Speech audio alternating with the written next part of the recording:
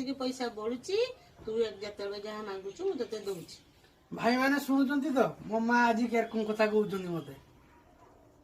Mummy ହଁ ମୁଁ ତ କହୁଥିଲି ନା ହଁ ଖଣ୍ଡେ ମେଳା ଯିମି କିଛି ପଇସା ଦିଅ ତ।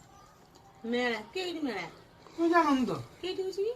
ଆରେ ବାଲେଶ୍ୱର ଜିଲ୍ଲା ଭୋଗରାଇ ବ୍ଲକ ନିକଟ ଭୋଗରାଇ ବ୍ଲକ କମରଦା ଥାନା ନିକଟସ୍ଥ ବାରବାଟିଆ ଗ୍ରାମରେ ଜଗନ୍ନାଥ ମହାପ୍ରଭୁଙ୍କର 32 ବେଶ ମେଳା ହଉନି ନା ଏଠି। ଓହୋ 32 ବେଶ ମେଳା ଯିବି ହଁ। ଦି ଚାଲି ଯାଉନି ମୁଁ ତତେ ନା କହୁଛି କିଛି ପଇସା ଯେ ଆଜି ରବାରିଆଟା ଥିଲା ଟିକେ ଖର୍ଚ୍ଚ ହବ।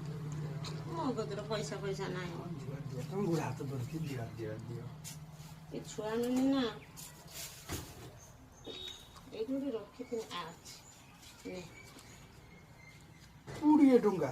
ଆଉ ମୁଁ କେଇଠୁ ଆଣିବି ପଇସା? ବେଶ ଯେତିକ ତ ତୁ ଦଉଛୁ ମତେ ତୋହରି ପଇସା ତତେ ମୁଁ ଦଉଛି।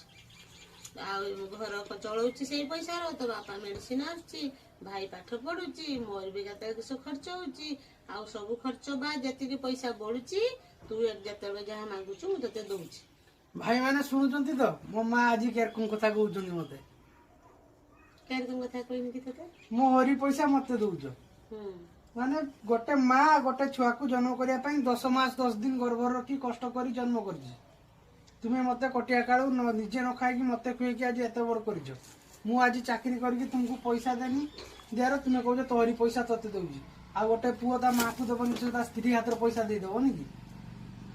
ଆପଣ ମାନେ ବି କେବେ ସେ ଭୁଲ କରିବେନି। ଯେବେ ଯୋଉଠି ଯେତେ ଟଙ୍କା ଇନକମ କରନ୍ତୁ ଆଣିକି ନିଜ ମା ହାତରେ ଦେବେ। ମୁଁ ଆଜି ଏଠି ଶପଥ କରୁଛି ମୋ ମା ବୃଦ୍ଧ ଥିବା ପର୍ଯ୍ୟନ୍ତ ମୁଁ ବି ବୃଦ୍ଧ ହେବା ପର୍ଯ୍ୟନ୍ତ ମୁଁ ଯୋଉଠି ଯେତେ ଟଙ୍କା ଆଣିବି ମୋ ମା ହାତରେ ହସ୍ତାନ୍ତର କରିବି ପଇସା ସବୁ। ଆଉ କେବେ ଭୁଲରେ ସ୍ତ୍ରୀ ହାତରେ ପଇସା ହସ୍ତାନ୍ତର କରିବେନି ନହେଲେ ଘର ନଷ୍ଟ ହେଇଯିବ ପୁରା।